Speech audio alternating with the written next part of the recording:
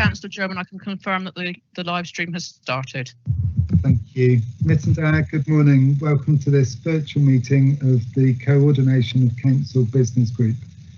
Before consideration of today's business, I will outline the protocols for the meeting.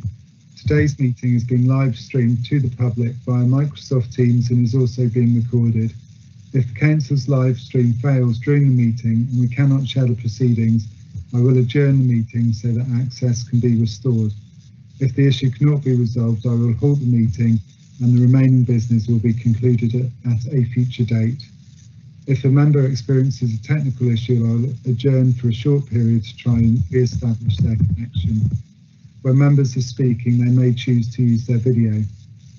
As I call members to speak, I'll remind you to switch on your microphone. If for some reason you cannot be heard, the Democratic officer will advise you. Votes will be taken by the raise your hand function and the result announced by Democratic Services Officer. Where a member has declared a non-registrable interest, a disclosable pecuniary interest, or an interest by virtue of any trade union membership in a matter, they must leave the virtual meeting. Their departure will be confirmed and they will be invited to rejoin the meeting at the appropriate time. To confirm the procedure for today's meeting, is that a committee member who wishes to speak on an item should indicate by typing X in the chat box. Before we start today's business, I'll ask the Democratic Services Officer to confirm members and officers' attendance. Anita, please.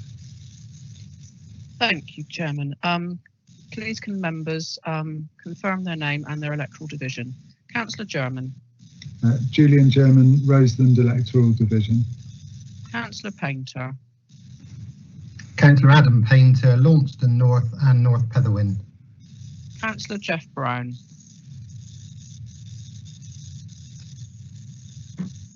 I'll come back to Councillor Jeff Brown. Councillor Buscombe.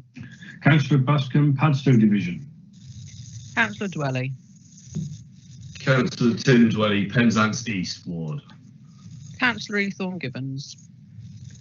Councillor Mike Ethorne Gibbons, representing Lerwick, St Clement and St Owen. Councillor Frank. Good morning, one and all. Hilary Frank, representing Saltash South. Councillor Andrew Mitchell. Good morning, Andrew Mitchell, representing St Ives West. Councillor Nolan. Rob Nolan, Truro, Redanick. Councillor Rothschild. Rob Rothschild, representing Camelford Division. Councillor Rule. Carolyn Rule, representing Mullion and Great Ruin. I'll just come back to Councillor Brown before I confirm the officers in attendance. Councillor Brown. Apologies, Councillor Brown, representing Yuki Central. Thank you. Chairman, I can confirm that the following officers are on the call. Kate Canali, Chief Executive. Tracy Langley, Chief Operating Officer and Section 151 Officer. Sophie Hoskin, Strategic Director for Neighbourhoods. Phil Mason, Strategic Director for Economic Growth and Development. Keith Cheeseman, the Interim Director for Adult Social Care. Lisa Harvey, who's representing Meredith Teasdale, the Strategic Director for Children's Health and Wellbeing. Melanie O'Sullivan, Service Director for Assurance and Monitoring Officer. And Jen Fishwick-Hannaford, the Cabinet and Civic Office Manager. Thank you, Chairman. Thank you. So the first agenda item is apologies for absence. Can I? Yes, Chairman. Thank you. Sorry, Chairman. I can confirm that we've had apologies from Councillors Hannaford, Hawkin, McKenna, Rogerson and Toms. And from officers, we've had apologies from Helen Charlesworth-Millay, and Keith Cheeseman is substituting for her, and from Meredith Teasdale and Lisa Harvey is substituting for her. Thank you, Chairman. Thank you. Does anyone have a declaration of interest?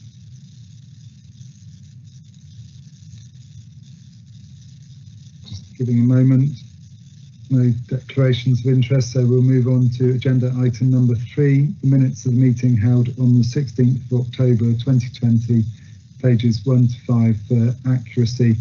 Anyone, anything that they wanted to raise for accuracy on the minutes?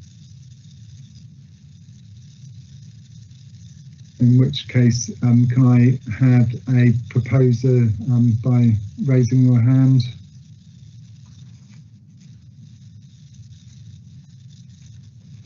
happy to propose, and can I have a seconder, please?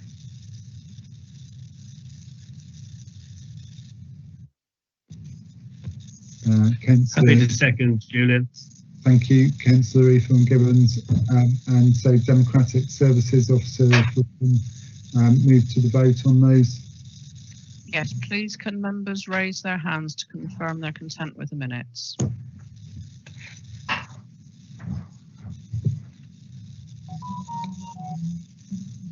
Anita, Councillor Brown abstained because I wasn't at the last meeting. Thank you, Councillor Brown, for that confirmation. Sorry, Councillor Rob Rothschild abstained also for the same reason.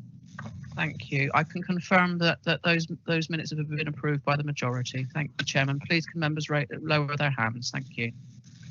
Thank you.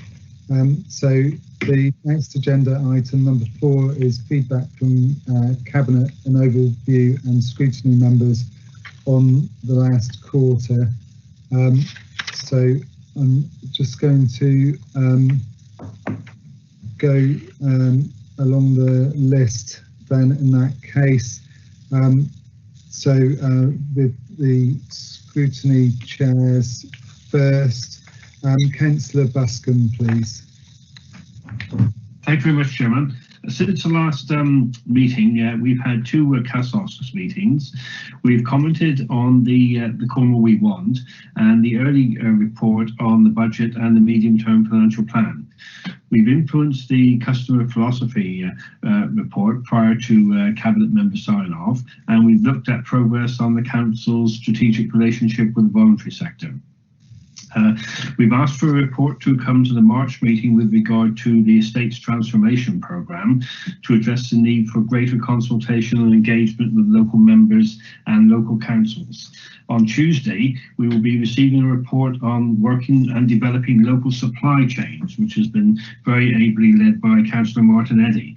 And this is a very important piece of work, which I think will be of great relevance to the Council going forward. And I know that members from across the political spectrum are very interested in how this piece of work has been developed. We'll also be looking, of course, at the budget on Tuesday, and also on the information services review, which will also be, I think, of very great interest to everyone, really. And it'll be, about our relationship, with members of the public, and how we're perceived, in the far-flung corners of the empire.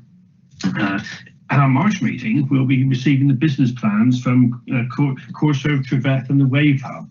And we've got an informal session prior to our committee session on the 16th of March, informal session for all members on the 2nd of March.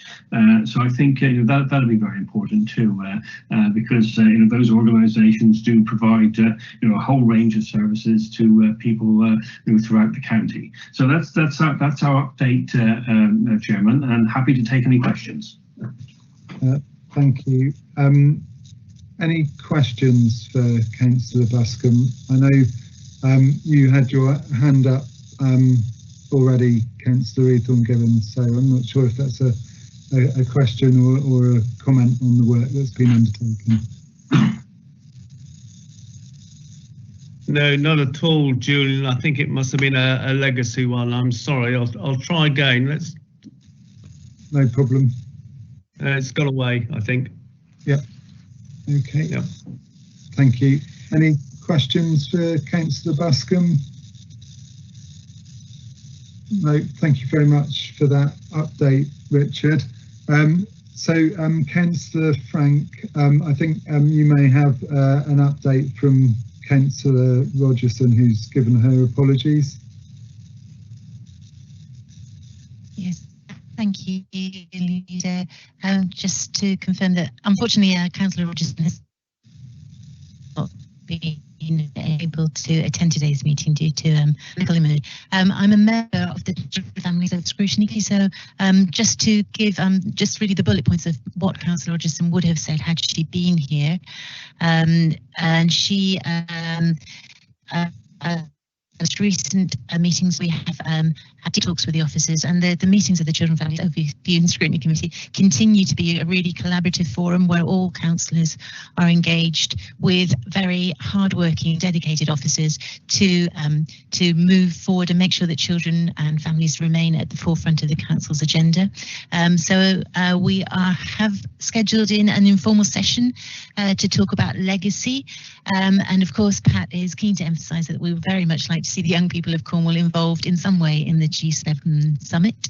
And we've also put in a request for an all-member briefing on child poverty and school meals. Those were the main bullet points, Leader. Thank you very much, Councillor Frank.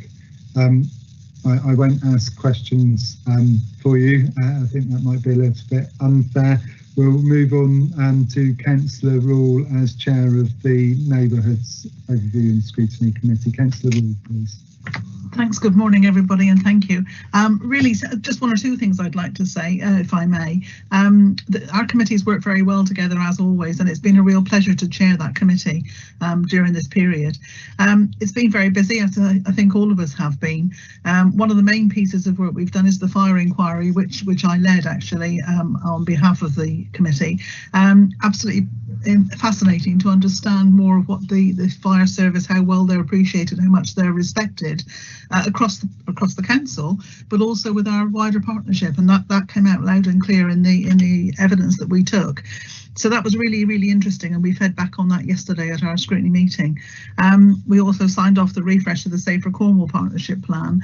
That, again, if you get a chance to read that report, it's really good and very well put together. It's an easy one to read, lots of diagrams rather than loads and loads of words, I think, which is always helpful. We've supported work on the Library Transformation Programme, excuse me, actually beefing it up a little bit yesterday because we felt that that is going to come more and more being needed now, because our communities are struggling, and where there's a lot of deprivation, the library service and the ideas that they're suggesting where they can actually use the mobile vans to offer our other services, bring officers and services out to the people in the communities, that's going to come to the front even more. So we had a really good discussion on that. Budget, of course, has been challenging for all of us, so that's been really good. The final meeting in February, as you can see in the paperwork, we're asking for updates on almost legacy projects, really, I guess, on what we've been working on for the last 4 years. So we're looking forward to that, to get final updates on everything that's been going on, because there's been a massive amount that's been done. But I would like to pay tribute to our officers and the staff. They've been amazing, especially during this COVID situation. That's because Alan Hampshire and Sophie, who's here on the meeting now, those teams have been amazing. Mark Hewitt with the fire service. We heard yesterday where we were talking about on-call firefighters, and we found out that they're helping ambulance drivers and things like that. They're just so amenable to move across and do whatever needs to be done, and I really am so proud to be part of this council with our wonderful officers, what they've managed to do. Sorry, I hope that's helpful. Absolutely, thank you. Any questions for Councillor Rule? Not at this stage. We'll move through the cabinet list then as along the membership of this committee. So Councillor Pringle first, please. Thank you, Chairman. Yes, I think for me, clearly the biggest area, and working with all scrutiny committees this past year and this past quarter especially, has been around the budget. So it has been a very strange time, obviously working within a pandemic and the extra pressures that has brought. I would be interested perhaps to have, I know there's been some comments from some of the scrutiny chairs about the budget process, how they feel that it's been a good one. I think, clearly it's been very different not being able to get out and about and do as much face-to-face work that we would normally do, and working, perhaps closer with our partners. We have had some online events. We've done an amount of online consultation with members of the public and our partners and businesses, which has been okay, but it hasn't perhaps felt quite the same. I'd be interested perhaps in any further comment about the budget process. I know it's not concluded yet. We've still got scrutiny committee to go, and then obviously on to cabinet. So I think from my point of view, I think it has gone well. There's been a feeling that whilst figures have constantly changed, I guess that's been a bit of a feature over the last few years, but perhaps even more so because of the uncertainty around the pandemic, single year funding, and trying to work within those structures has been difficult for everybody. But hopefully it's been an open process, and one which people have been able to interact with and ask those questions, even though often the decisions have been extremely difficult and not ones that have come easily for us to take. So that's been, I think, really a large part of this last quarter, and certainly dealing with the work with the pandemic, which I think has touched every single directorate and certainly every single scrutiny committee and the whole way that the council has worked. But generally, I think it has been good, and we're still in a reasonable shape, which is very important, and certainly better than lots of other councils that are really struggling with lots of different issues. So I think that's been good. Thank you very much. Thank you, Councillor Painter. I'll go through the updates and then we can pick up on points, I think. So Councillor Brain, please. Thank you, Chairman. Clearly, COVID's been a real challenge for transport over the last quarter, but despite that, we've maintained the road network. Potholes are still being repaired. We're still on target to exceed the 96% target level, and we're encouraging people, if you do see a pothole, then report it and we'll get round and fix it very quickly. Obviously the roads are inspected twice a year, but the public will see a lot of potholes before we do on the inspections. Throughout the Christmas period, I've got to praise Cormac, who worked for the whole of the Christmas period. Most of the days they were gritting the precautionary route. I know there's been some additional requests for extra roads to be added. Unfortunately, at the moment, that's not possible because the gritting routes have been defined by the amount that the lorry can grit in one run. So it's very difficult to add, but if there's a particular issue anywhere, then people can always come back to us and let us know, and we'll try and do them as a secondary response. Delighted that we've now secured the capital contribution for the Campbellford bypass, so that's now taking on the next stage of design work. Tamar Bridge and Tor Point Ferry, unlike the first lockdown period, we're now continuing to collect because the problems associated with cash collections have now been eliminated because you can pay contactless, and there are safe means of collecting cash which weren't available the first time round. And also the traffic volume is significantly more this time than in the previous lockdown. Rail has been severely impacted to the point where they've now reduced the service on the main line from half hourly to hourly, but there are very, very few passengers because they're following government directions not to travel unless it's absolutely necessary. But assurances from rail that as soon as lockdown's finished, we'll be returned to a normal service. Despite that, I believe Cornwall was the only place in the country last year that actually added to the rail timetable by opening 2 earlier services from Newquay to Par on the branch line, which means you can now commute from Newquay to Plymouth or Truro in time to work in the morning. And the airport's had a very up and down period. The airport planned to reopen in mid-December, and the bookings for the Christmas period were very strong. We then went into lockdown and they shut again because the passenger requirement wasn't there. The airport is remaining closed at the moment, but they've done everything possible to minimise the cost to the council, both in restructuring the staffing arrangements and also making use of the furlough scheme. And the 2 lights on the horizon, G7, where we hopefully will see Air Force One landing on Cornwall Airport Newquay, and also the successful launch last weekend of the first Virgin Orbit satellite deployment, where they put satellites, small satellites into space. The whole thing went very smoothly, and the satellites are being used by universities in America to monitor Earth changes. Thank you very much, Councillor Brown. Thank you. Councillor Dwelly, please. Sorry, just on muting. Yeah, just overall reporting back on, I suppose, primarily a huge amount of activity around grants to businesses affected by COVID.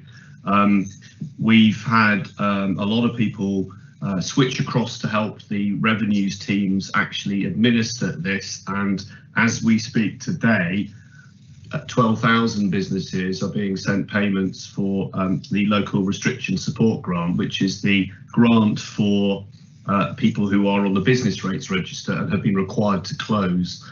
There were also some payments due which have been made for those temporary periods Cornwall was in tiers 2 and 3, and I must admit the tiers went so fast we can't really remember what each of them meant now, but there are some payments due to people from that period.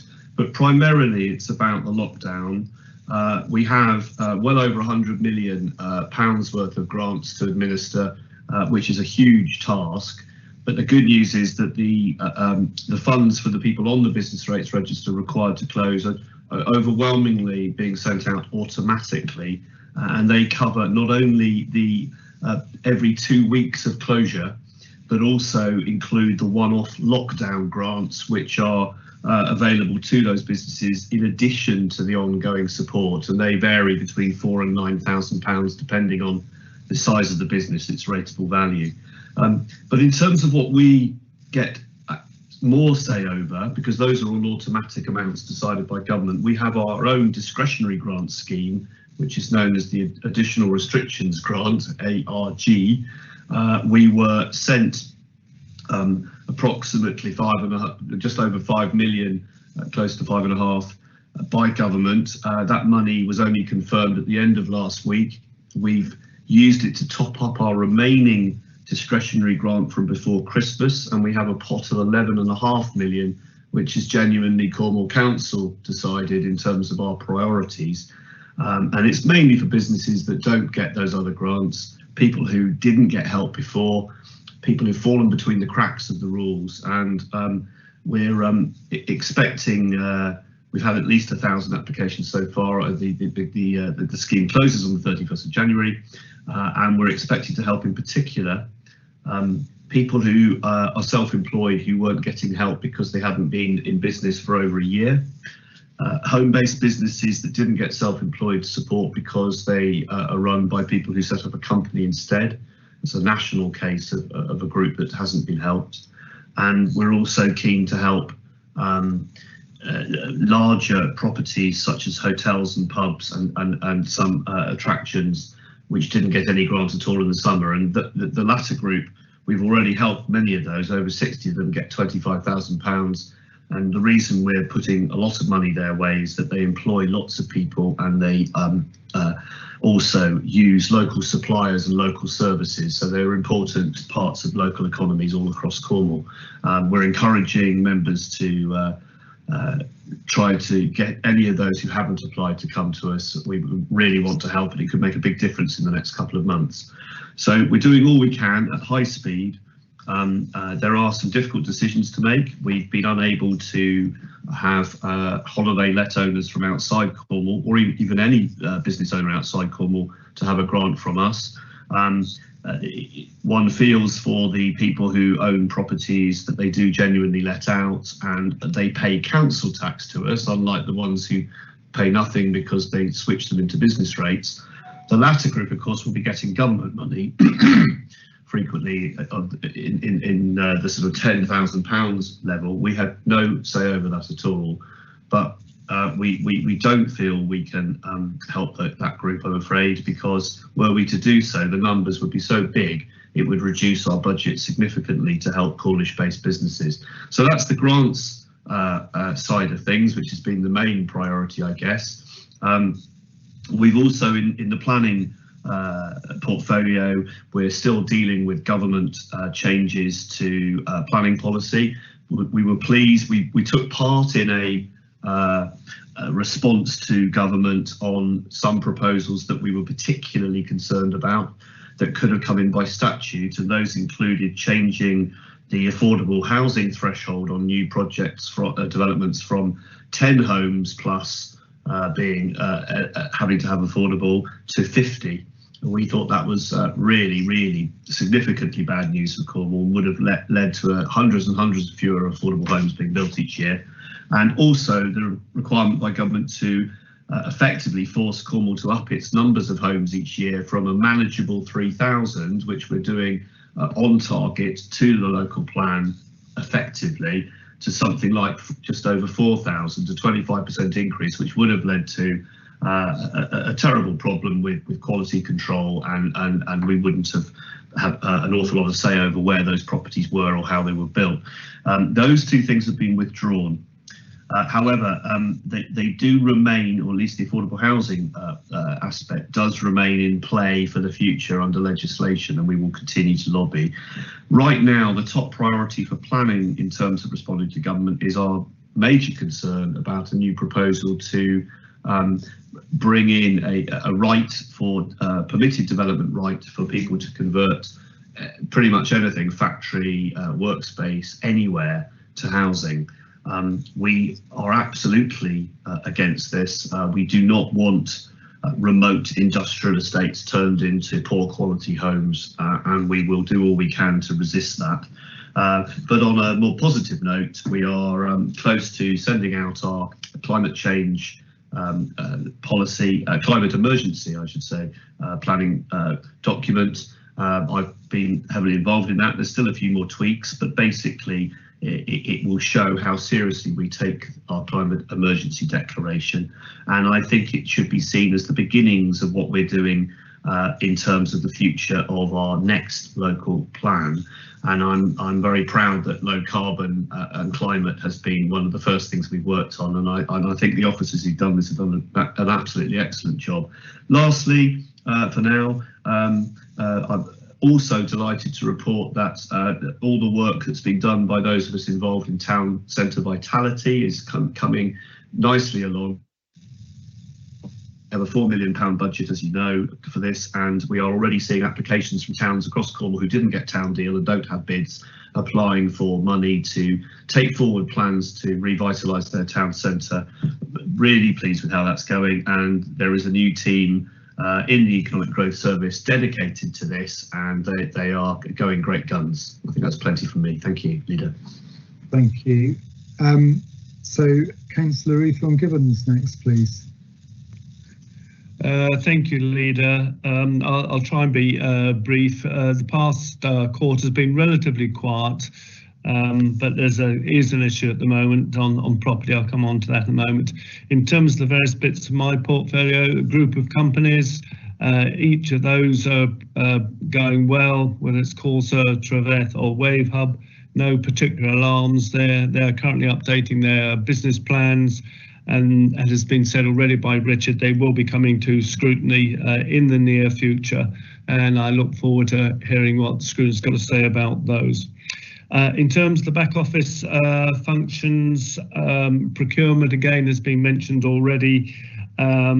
Work has been done by the Working Party to look at what we do there and how we do it, and full marks to the team in terms of what they've done there. That will be coming to scrutiny, and I look forward to seeing the report in due course. In terms of the leisure centres, as you will know, there was a support package given to the provider earlier this year, or should I say last year, to enable the closed centres to reopen and to support all centres.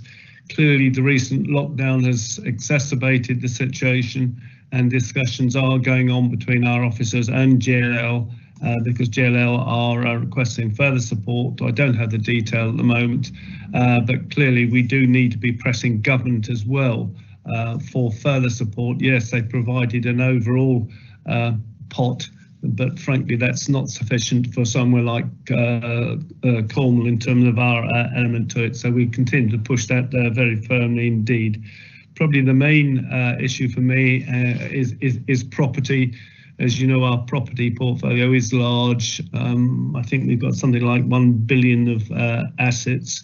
And then, of course, there's the investment side, which I tend to call property development. That's about 750 million, large and complex in both cases. What we have recently established after my discussions with Tracy is to set up a working group which met recently. Members might be interested to see who's on that working group. So that's myself as chair, there's Adam and Tim there. In terms of the officers, we've got Kate, Tracy and Phil Mason.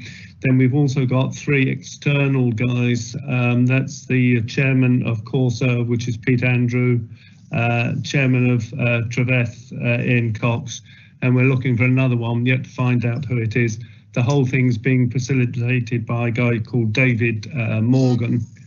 We met for the first time yesterday. I think it was very much an ice-breaking situation, and I know that David is going to be talking to Pete Andrew and Ian further to get their views, because I think it's important we do get a commercial perspective on this. It is intended that this thing will move, to use that phrase, at pace, and we are going to be meeting again in a fortnight's time to take things forward, because the emphasis will be on the management of our existing estate, where clearly we need to look at the number of offices we've got, and also to look at some of the commercial stuff that we've got as well. And we want to make sure that that property management also works well with the property development that's going on. So over the next period of time until May, hopefully it'll be earlier than that, I should be rather busy on the property side of things. And as and when we've got something firm to report, I will report on it, Leader. Thank you very much. I'll come to Councillor Frank as Chair of Council after Cabinet, if I may. So Councillor Mitchell next, please. Miraz, Julian, thank you, Leader. Good morning, all. So we are still doing the day job in the Housing Directorate, having some real good success with bringing empty properties back into use, and we've moved forward with our first compulsory purchase order, which is the last line of resort. But we need to let people know that we really want to help them. There are many carrots as well as sticks, but when we need to, I think it's absolutely correct that we show people that we and the public and communities that we are ready to take whatever action is necessary. So that's good. However, we do still find ourselves being presented with unbelievable numbers of people who are under threat of homelessness and are unfortunately in the horrific position of being on the streets. We are doing all we can to help everybody who finds themselves in that terrible position, and which is why you will see extreme over expenditure in our temporary accommodation budget. We are well aware that we do not have a bottomless pit of money, but I think it's absolutely correct that Cornwall Council, it's sort of a badge of showing that we have stepped up and we have done what Cornwall needs us to do. So I'd like to thank all the staff in the council, at Cornwall Housing, and all our partners such as St Petrox, who are all working really hard to help these people.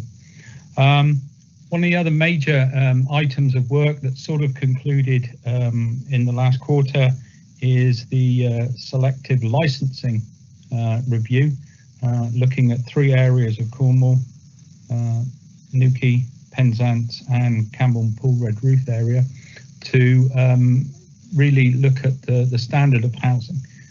Don't get me wrong, most landlords are there to do a good job, but where they're not, we do have some unfortunate rogues, and we have done some fines. So again, showing that the council is taking action, and the committee that looked at it, the panel, did a real good piece of work, and I'm having all the facts and final figures presented to me as the portfolio holder to be able to make a decision on what course of action the council will be taking forward. I'm happy if we do a question session, Julian, to answer any, but that's all I'll say at the moment. Thank you. Thank you, Councillor Mitchell. Councillor Nolan, please. Thank you, Leader. Start off with waste. The new contract starts shortly, the 1st of February. Residents won't actually notice much difference at this point. We're busy getting used to the new systems, the new IT in particular, which will give us a lot more information about what's going on out there. All going well, except a small delay on the delivery of the 7.5-ton truck, recycling trucks, caused by COVID in the factory. But we think that's only going to be a 3 or 4 week delay, and we've got the old vehicles anyway still there, so that's all going well. Letters are going to be going out to people who we think maybe should have commercial contracts, because of course now for the first time we can charge for commercial collections. So that's all going out in February, and we'll see what comes from that. Cornwall Fire and Rescue are doing very well. I would have liked to attach to my NOSC report, my scrutiny report, but I didn't have enough space, details of what they did from the middle of December to the middle of January, starting with the St Ives fire. It was just an amazing number of fires. They were extraordinarily busy, and the quiet professionalism that they went about their work is outstanding. But I'm going to circulate that to the NOSC shortly. I welcome the report, the recommendations from scrutiny, and thank them for their report. I think we all appreciate that prevention is better than cure, and what is it? It's better to get out and inspect and know what's going on. So I welcome that and look forward to bringing it to Cabinet and thank them for their work. Local Nature Partnership are meeting regularly and promoting their work and getting very excited about G7. They're looking forward to an opportunity to show off the green revolution and some of the wonderful things we're doing in Cornwall to a bigger audience. Our domestic abuse team have got some extra funding, and in fact have been taking part in some national work. Once again, Cornwall singled out as a pilot, as an area that can help out. And our drug and alcohol team also have got some extra funding and have caught the eye of the Prime Minister, who has said some very kind things about them. I think we're going to be mentioned in dispatches. And once again, Cornwall doing a great job, and we should be very proud of the positive outcomes that they achieve. Antisocial behaviour, our team have been out there doing that. With lockdown, it's decreased slightly, but what we are doing is the COVID marshals are out in force, making sure premises are COVID compliant around towns. We're unable to enforce mask wearing, and we have lobbied the MPs and the Police and Crime Commissioner to take it to government that when the review of the emergency powers next occurs, we could have power to do something about mask wearing, because again, there's a surprising number of premises where the staff are not wearing masks, but we're organising joint patrols with the police, who can of course enforce that. But we're not forgetting our ordinary work. The dog fouling and littering is on the increase, as it often is in the winter and the dark nights. So we're launching an anti-littering campaign shortly. We'll be sending out a lot of press and comms on that and trying to home in on how we can stop people littering, particularly masks and PPE, which you see extraordinary number of those thrown on the floor. It's really terrible, and the people who normally help out picking these things up don't want to take them up. So a bit of a campaign coming your way on that. Thank you, Leader. Very good. Thank you very much. Councillor Rothschild, please. Thank you, Leader. I could give a quick update from Health Scrutiny. I know Councillor Tom's not with us, so if I start with a quick update from Wednesday's Health Scrutiny Committee. It's interesting that the length of the Scrutiny Committee's meetings are getting longer and longer, and I suppose that's because of the impact of COVID generally. And the first significant item was an update on the vaccination programme, and it was quite a lengthy piece because clearly it's quite a complex issue. But the summary was, although there was a steady start to the vaccination programme, it's gathering pace quite considerably. And I think probably from an adult social care perspective, one of the key indicators was that it's anticipated that all residents of care homes who wish a vaccination will have received it by this Sunday. So I think that's quite a major milestone in the process.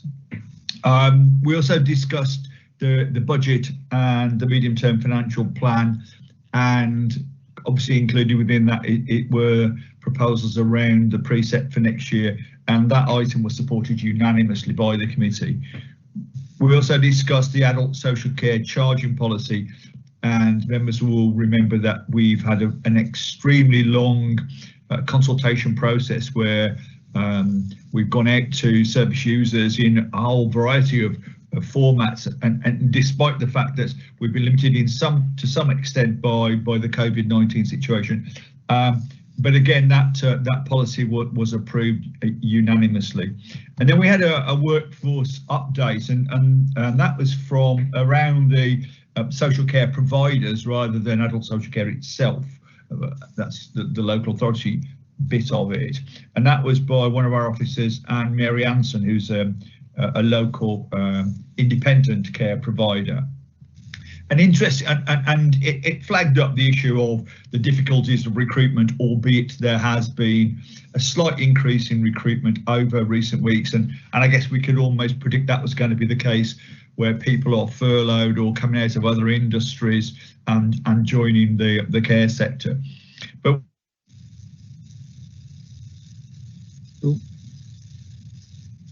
we seem to have lost Councillor Rothschild just for a moment.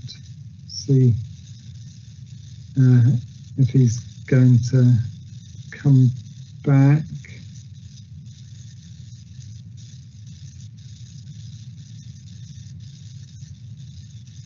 Okay, so I don't know, meeting producer, perhaps we can give Councillor Rothschild a call. Oh no, there he is.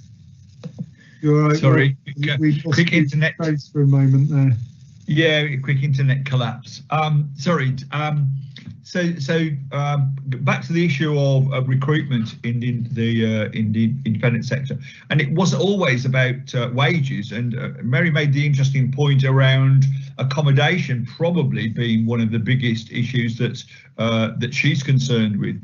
And so the debate sort of went on to some extent around what we used to call key worker housing in local authority. When we had lots of council houses, there were dedicated houses for teachers, police officers and nurses, etc. So there's interesting comments around whether that's something that we could look at again. And again, that was an action point to talk to our colleagues in homes to see whether that's possible. So that's a very quick canter through Health Scrutiny Committee. I guess from an adult social care perspective, inevitably it's been dominated by COVID-19, and I think some of my colleagues have already touched on your business as usual, and I think that's really important to stress that business as usual in adult social care, that's been difficult to achieve, although to a great extent we've managed to succeed there. But the overlay of the COVID-19 work, and particularly it's not just adult social care but the health and social care system in its entirety, reduction in hospital beds, the need to get people out of hospital, and if you marry that up with the situation that we've seen particularly of late in care homes, where the number of almost mini outbreaks in many care homes across Cornwall has meant that's put an extra strain in the system, whereby we haven't been able to access those beds which we normally would have. So that's made up the challenge even greater. And I think the other point is around, we plan to reopen our day centres at the beginning of this month. They've been closed for several months for obvious reasons, and we're anticipating that given the state of Cornwall's infection rate, etc., before Christmas, we're optimistic that we will be able to reopen. And unfortunately, of course, we've gone into lockdown again, and that's not been possible. So we have been in touch with service users, and those people that needed support, we've done that on an outreach basis. A number of service users have coped very well, and their families have supported them, and that's really good news. But there are some people who needed that extra little bit of support at home, so we've managed to do that on an outreach basis, and thus far that seems to be working reasonably well.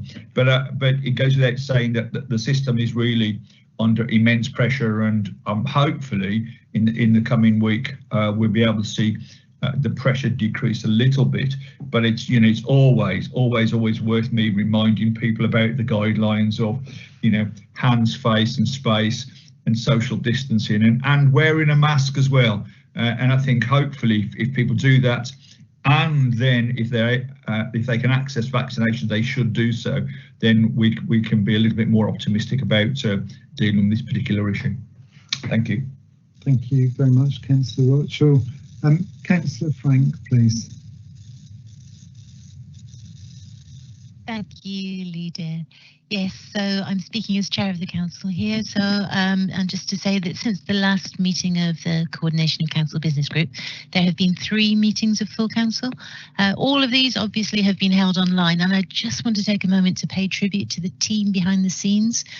Their dedicated work in ensuring that all of these 3 meetings were conducted smoothly without any procedural issues. So just to stress, there are more than 150 people in these meetings. We're tackling complex issues, and the fact that it has all gone so smoothly is hugely impressive, and it's very, very good promotion for our democratic processes here in Cornwall. So just to touch on the meeting procedures themselves, just a couple of points actually. I think in previous meetings of full council, we've used the raise your hand facility only for voting on the minutes. In our most recent meeting, we also used it for some of the other votes, and I'm keen to explore with group leaders going forward if this is something we could do again in future meetings, because it does cut down on the time we spend voting, gives us more time to debate. There are 2 meetings left of full council just before May. The meeting in February, it's going to be our budget meeting. Just a couple of reminders about that budget meeting, that voting on the budget is required to be a recorded vote. That's required in legislation, so the budget votes will be recorded, and our own constitution stipulates that no motions can be submitted at the budget meeting.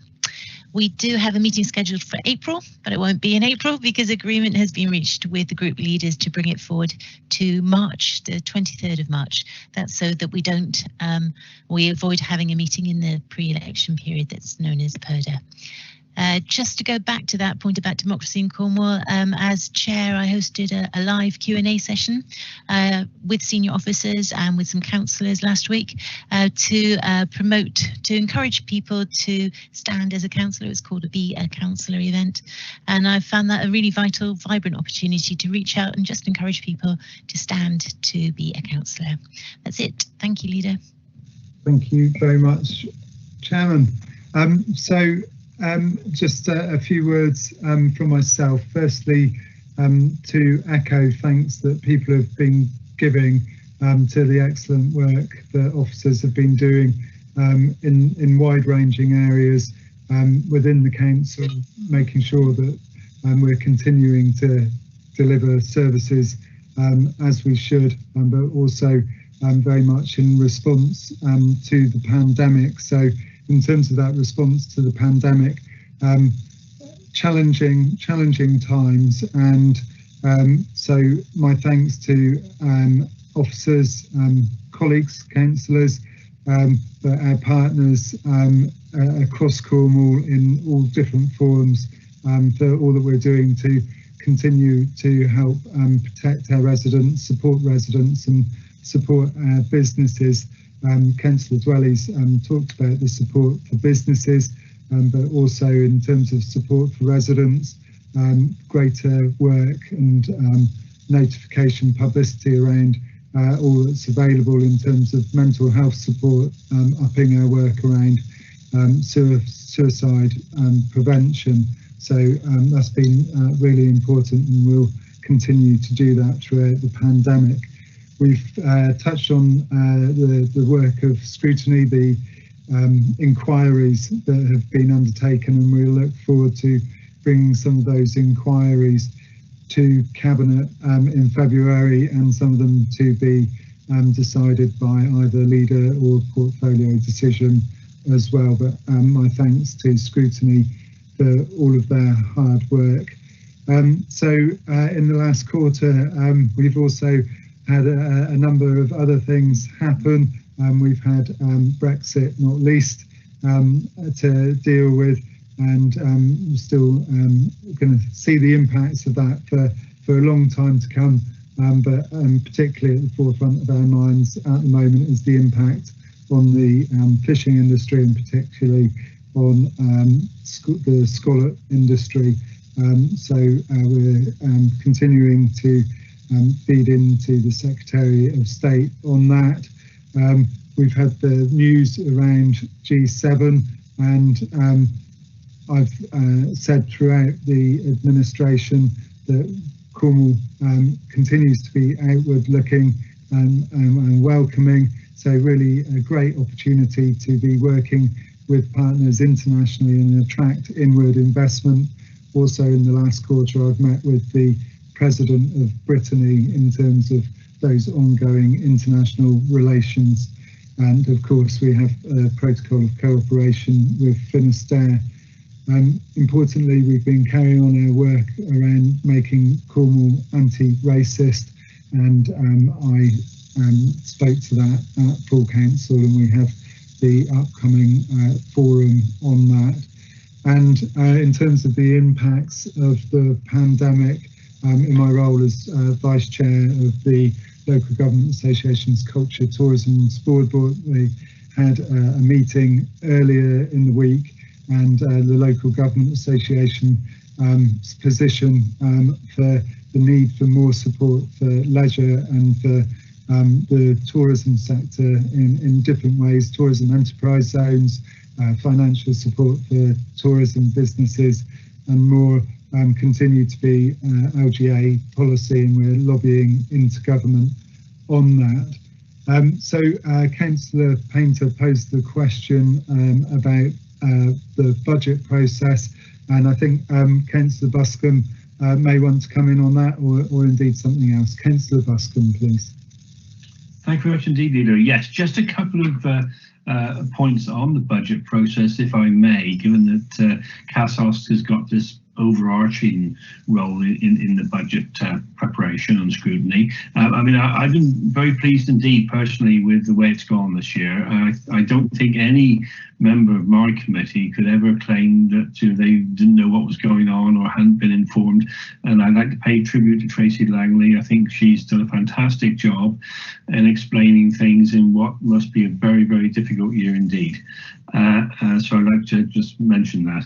And can I just inform everyone else that at our meeting, at the CASOS meeting on the 16th of March, there will be a report on how the budget process has gone this year, good points and any other comments. And I shall ask Tracy Clark to write out to all the other scrutiny chairs and cabinet members for their views on this. So there will be a report at our meeting on the 16th of March on how the budget process has gone this year. But I think it's been a great achievement by Tracy and her team, and I think they've done an excellent job. Thank you very much, Chairman. Thank you, Mr. Buscombe. Chief Executive, I think you've indicated to come in. Nothing further to add. Apologies, Leader. No problem. Anyone else wanting to pick up on the conversation on budget, or any questions for cabinet members that you wanted to pose?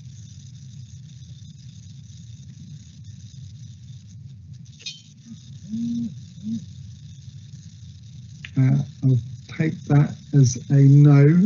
So that's the feedback from cabinet and overview and scrutiny over the last quarter.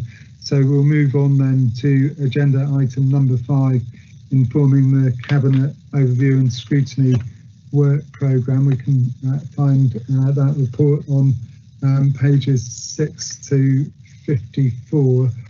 So I'm going to run through this in terms of the order that it's been presented in the papers for any comments really from relevant scrutiny chairs or cabinet members. The first item though is the Children's and Families Overview and Scrutiny Committee programme, where we don't have the chair or the cabinet member. So I don't know if anyone wants to raise anything. Ms. Harvey on the call as the lead officer, or Councillor Frank as a member of that committee, or indeed any other members if something's caught their eye. Just give a moment for indication before I move on.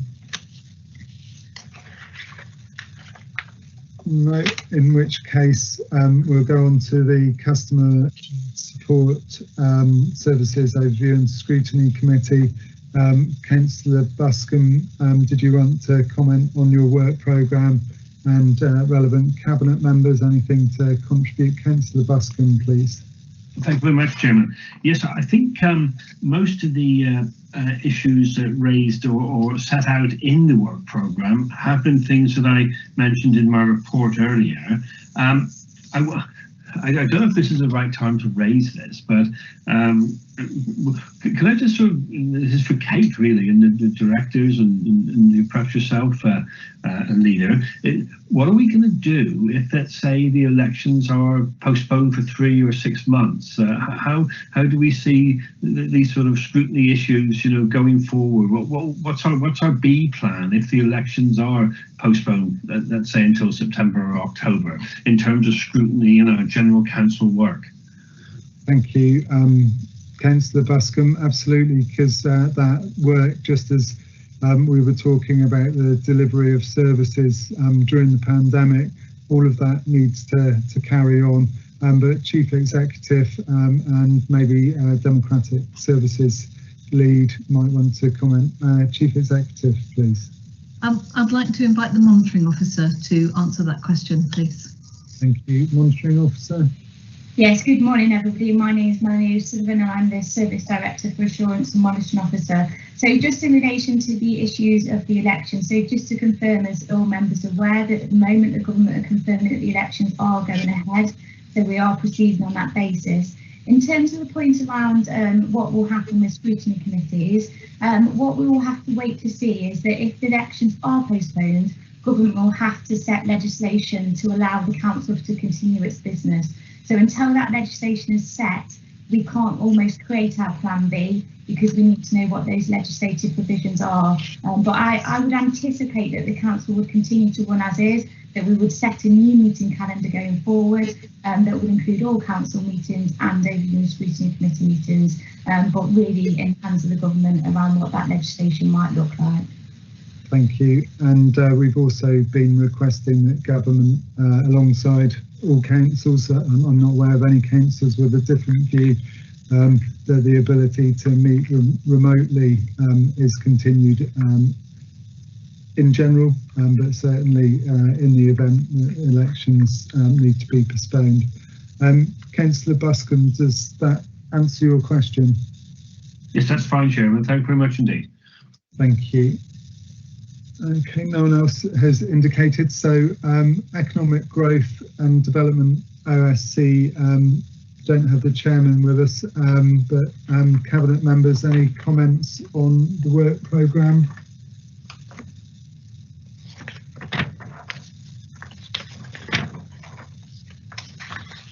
No.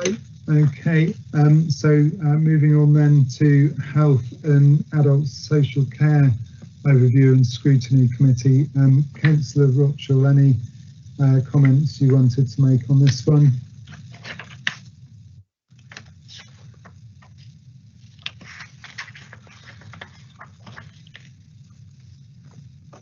Giving Rob a second if he wants to come in before going to Councillor Rule. So the next one is the Neighbourhoods Overview and Scrutiny Committee. Councillor Rule, did you want to comment on the work programme? Yes, thank you, Leader. Yes, a couple of things, if I may. On the meeting of the 24th of February, I sort of did a fairly broad one just now when we were talking about it, but the 24th of February, just to bring people's attention to the fact, the Council Farm Strategy Review, this is a new bit of work in a way, because the Farms Panel has now been disbanded and NOSC has taken back on responsibility for the scrutiny of that work. So that's an interesting one, just to make sure that that isn't missed anywhere or lost anywhere. It is coming forward, and we're going to have that, I think, as an annual report to us to make sure that that is captured. And also the final bit on the work plan there for 24th of February about the COVID-19 and the carbon neutral Cornwall action plan. There's some amazing work going on with that. I know it had to stall a little bit because officers were moved across to help with the COVID work and the COVID response, but there's still a lot of work that's gone on, and this is the opportunity to capture what has happened and report back. So looking forward to that one as well. Thank you. Thank you, Councillor Rule. Councillor Nolan or anyone else wanting to comment on the Neighbourhoods OSC work programme? Nothing to add, Leader. Thank you. So just looking, so we've then got the Cabinet work programme as laid out. I'm happy to take any comments or questions on that. I've noted the individual decision on the Cornish Mining World Heritage Site Management Plan as a leader decision that went through scrutiny, well supported. And as ever, we've got a number of the neighbourhood development plan items in there, as well as the strategic items for Cabinet consideration. Anyone wanting to come in on any of those? No? Okay, in which case we'll move on. No, I need a vote to accept the work programmes. I don't think we've made any alterations to the work programmes in those discussions, noting Councillor Buscombe's questions. But I think we're accepting the work programme. So in terms of a motion, I think that's probably accepting the work programmes as laid out. I'm happy to move that. Does anyone have an alternative proposal?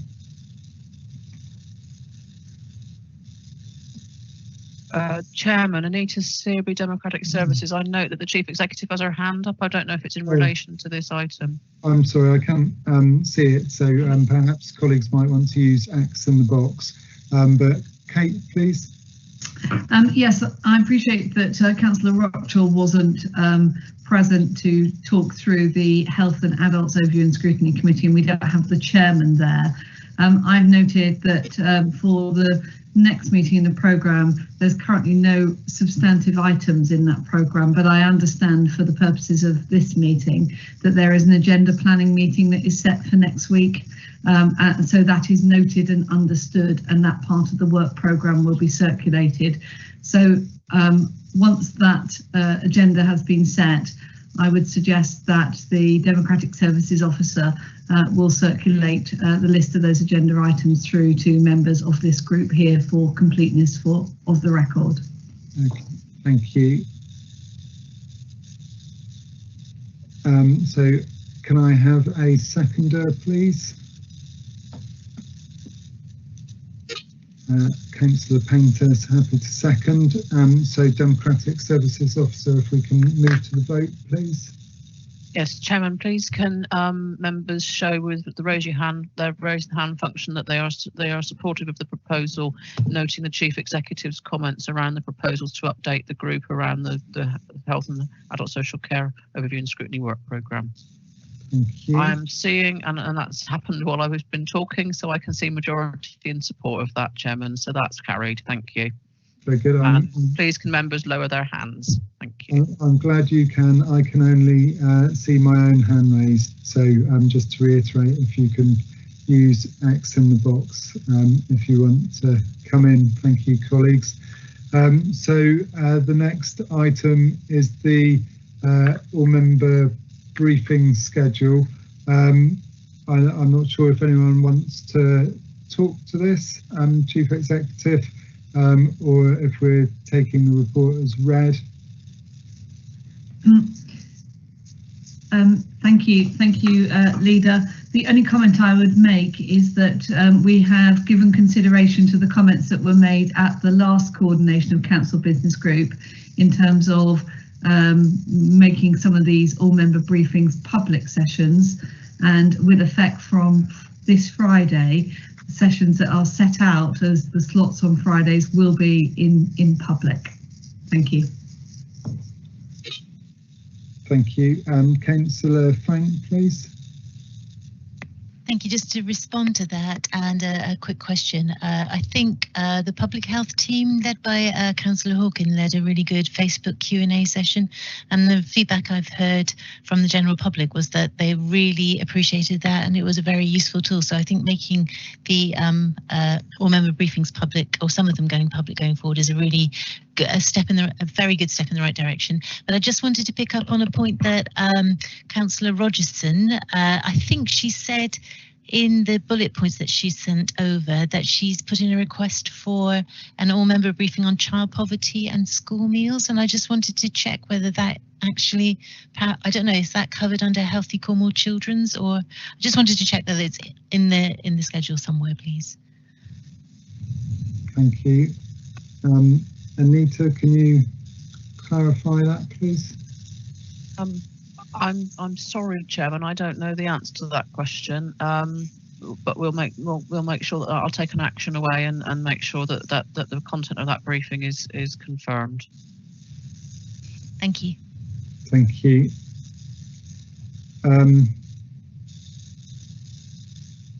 So we're on the all-member briefing schedule. As Chief Executive said, we're moving into a phase of public briefings following that request from group leaders.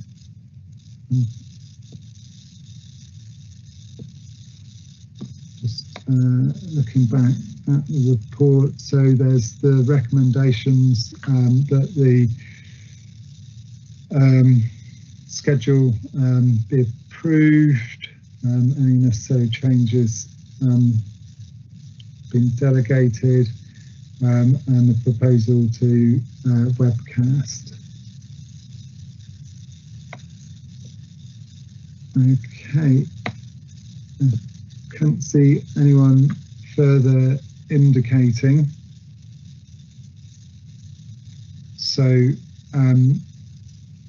I'll happy to look for a proposer and seconder to the recommendations. Perhaps either by saying or putting, yeah, so Councillor Frank and Councillor Brown first off the mark. So Councillor Frank's proposed, Councillor Brown's second. Democratic Services Officer for the vote, please.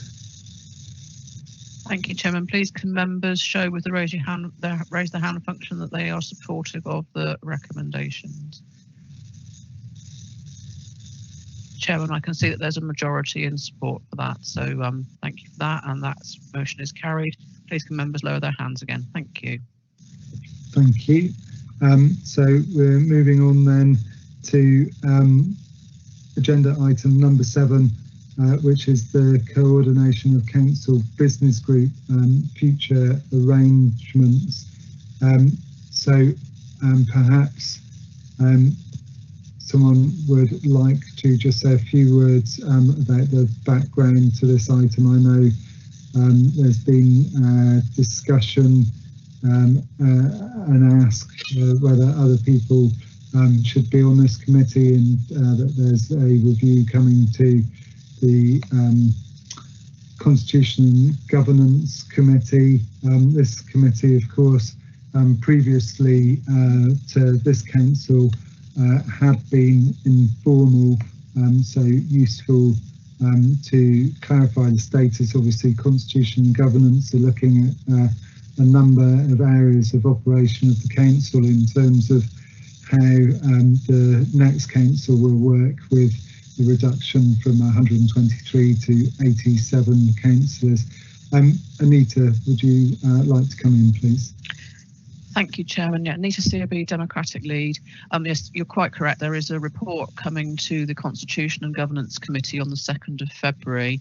The Council has asked for the status of this group to be clarified and the situation in terms of whether, for example, group leaders should be part of the membership. The terms of reference are reflected in the agenda items that you've had today predominantly, so prioritisation of work programmes, the discussion on the all-member briefings. There's also a role in terms of the cross-cutting issues. I think so. What the committee, Councillor Pollard, as the chairman of Constitution and Governance, was keen to hear the views of this group to support the proposals going forward in terms of, you know, how has this group has this group added value? Is there other ways for the business to be dealt with?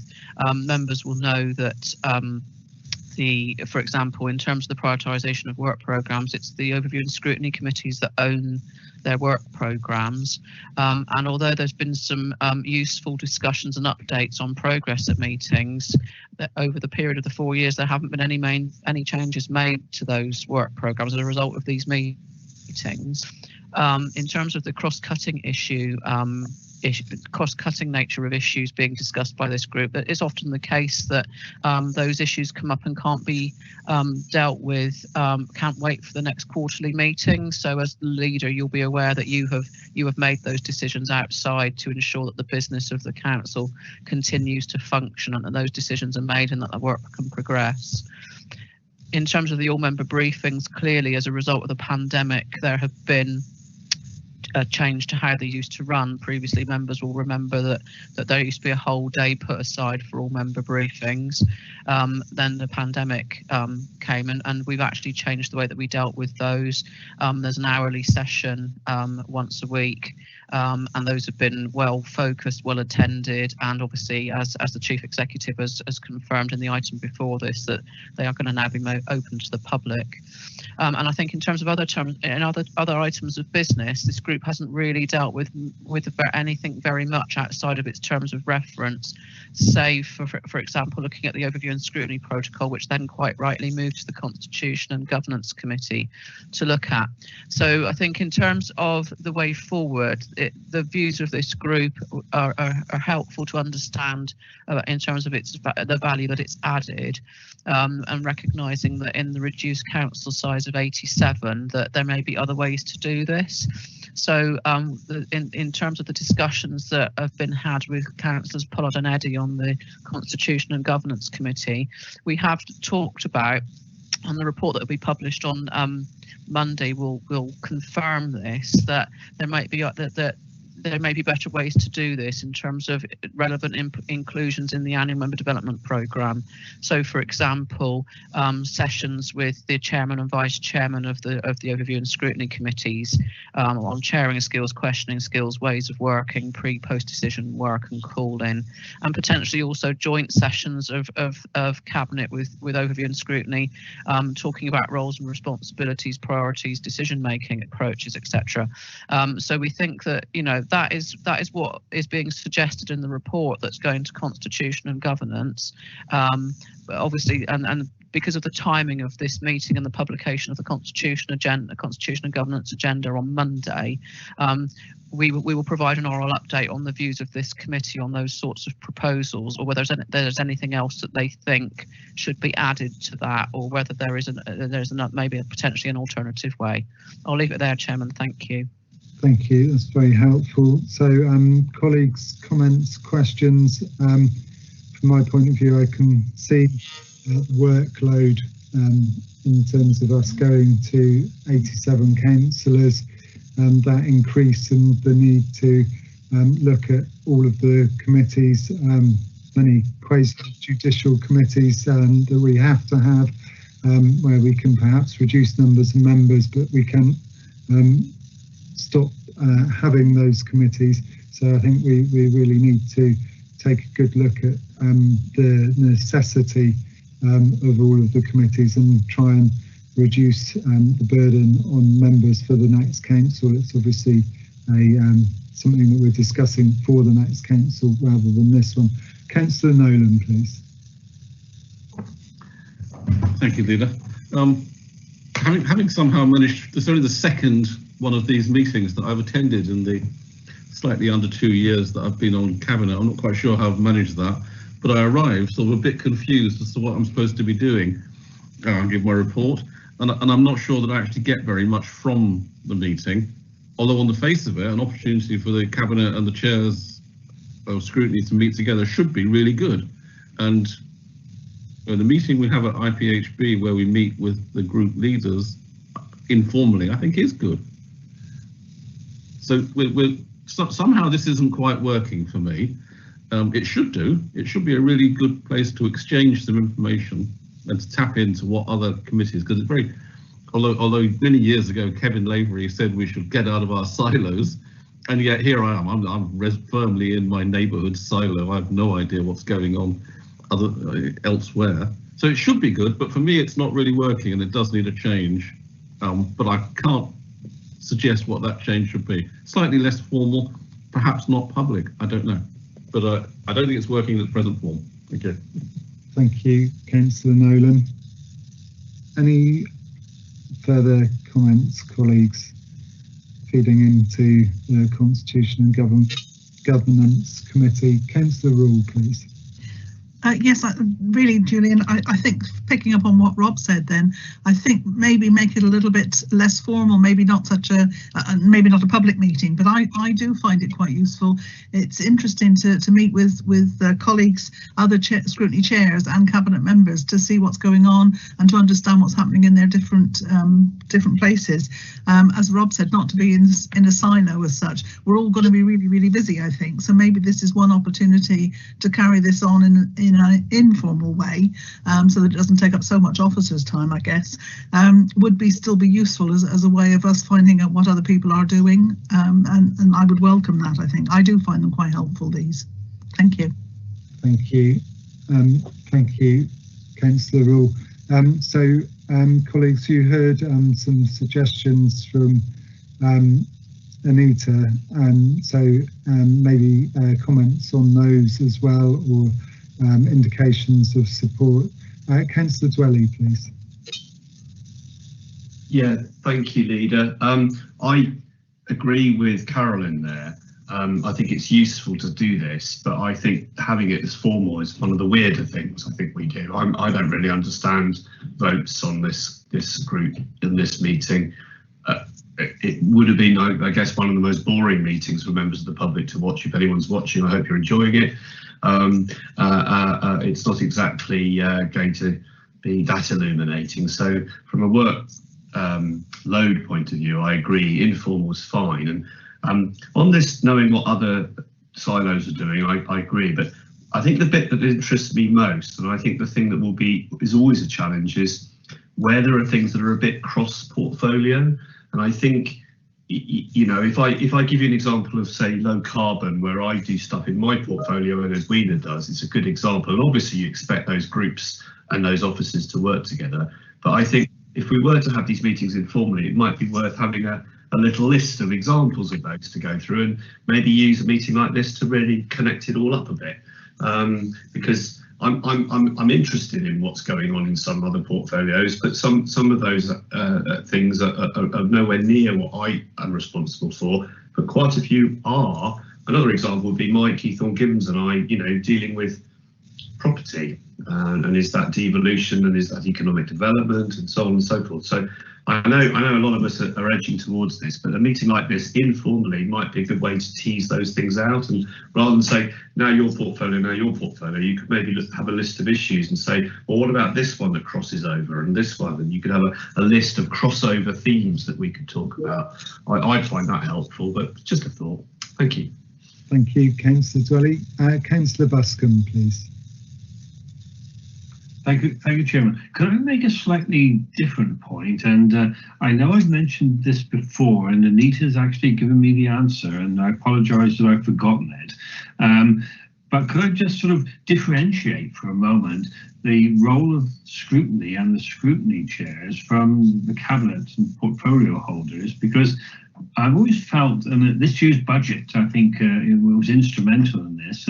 I've always felt there's it'd be very helpful if scrutiny chairs could get together, perhaps 3 or 4 times a year, and just talk about things around scrutiny and how scrutiny is working. And this was mentioned to me when I went to a conference a while back, where the point was made that pure scrutiny should scrutiny should the cabinet portfolio holders actually be involved in scrutiny, and I do think there is a role for scrutiny chairs to be able to get together and talk informally about the way scrutiny is working and functioning and any perceived problems. And I did raise this with Anita, and I think Anita said that Constitution and Governance were considering this at their March meeting. I don't know if that was right. If you could just remind me, Anita. Thank you. Happy to bring in Anita. And I think we made some changes to scrutiny at the beginning and during this council, which tried to sort of make that differentiation, sort of remove portfolio holders. Not entirely, as we've got a contribution to make, but to really set the parameters as it being the scrutiny committee rather than the portfolio holders committee. Anita, please. Thank you, Chairman. Yeah, Councillor Buscombe has been discussing this with me. Yes, the report that you're referring to, Councillor Buscombe, is this report that's going to Constitution and Governance Committee in February. We are not suggesting that the report doesn't suggest that there should be actual formal meetings put in. What it's suggesting is that the annual development programme for members going forward identifies opportunities within that for Overview and Scrutiny Chairman to meet regularly, to discuss issues of the day, their roles, responsibilities and accountabilities, and also to have sessions in the development programme for the kinds of things that are being raised here in terms of understanding working methods, cross-cutting issues. So it would be through the member development programme that the informal opportunities that you are all talking about would be delivered going forward, and we will shape those with the new post holders once they arrive. But we are envisaging that the annual development programme would be the method by which the understanding about what's happening across the council, how members are operating, how scrutiny chairs and vice chairs can learn from one another, identify whether there's extra development needs where we need some other things and support for their members. It would be delivered through the through the annual development programme with designated slots for individual groups to come together or for the big group to come together. Perhaps I wasn't clear enough in my presentation earlier, Leader, but I think what we're proposing is what members would support. Thank you. Thank you. Councillor Buscombe. Yes, could I thank Anita for that, please? That's very helpful. That's clarified things for me. And could I also say that in terms of CASOS, I've always welcomed the input of the portfolio holders that come along at CASOS. I think that's useful and constructive. So I wouldn't want to stop that, but I just feel there's sometimes when scrutiny chairs, need to just have a chat amongst themselves. Thank you very much. I agree with that, Councillor Buscombe. Councillor Rule, please. Thank Thank you, Leader. I'm sorry, Anita, when I didn't address one of Anita's points earlier. I'm here today as the chairman of a scrutiny committee rather than as a group leader, and I don't think the group leaders need to be involved in that role in this, because they're going to be busy enough with other things, I think. So just for that, as far as what Richard was just saying about cabinet members, my cabinet members are vital, I think, to come along to the meeting, but we addressed fairly early on that they actually sit on this when we meet really face to face. They sit on the outer circle, and they're there to answer questions and to help us that way, but they don't sort of run the meeting in any way, and I think the public perception is important, and that's why the advice came down from government for scrutinies that there should be a separation as far as the public are concerned. If anybody's watching, that they can see that we're scrutinising what the cabinet are doing, so we're not too buddy, if that makes sense, although we are all friends anyway, but you know what I mean. It's a case of showing that. Thank you. Yeah, thank you. Councillor Ethorne-Gibbons, please. Thank you, Lila. Just a few brief comments from me. Obviously, with my portfolio responsibilities, it's very much the back office functions of IT, property and contracts. That tends to impact on all other activities of the council.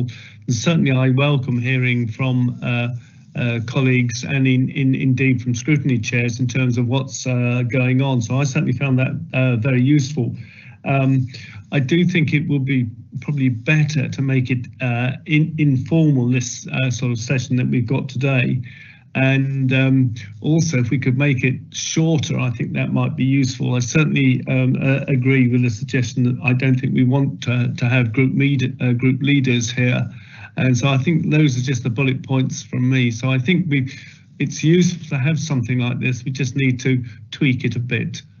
I've got to go shortly, Leader. I have the joys to talk about some of the property stuff, so I'll probably be leaving in a couple of minutes if that's okay. Yeah, no problem at all. Thank you, Councillor Ethorne-Gibbons.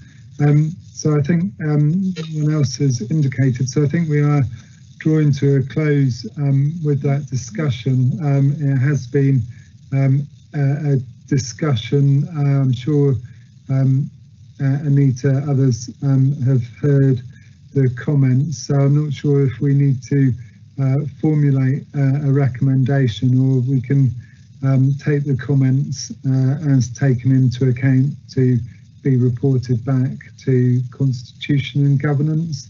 If you can advise, please, Anita. Yes, Chairman, I wasn't seeking a resolution from this committee. We haven't got a report. It was a consultation piece, and just to get some views as this meeting was taking place. So I will collate them, and I'll run them past you as the chairman of this group, so that you're aware before they go to the Constitution and Governance Committee. Thank you. Thank you. I think the headline of the conversation was around support for that annual development programme, and the ability for what we've been looking at in this formal forum to be able to be done in other ways in the future. Thank you. So, colleagues, the next item is any other business that the chairman considers to be of urgency. I don't have any other business. So with that, thank you all for your contributions and support and advice where that's come in, as well from officers. Thank you, colleagues. So we'll draw the meeting to a close. Thanks, everyone. Cheers, guys. Bye. Bye. Thank you.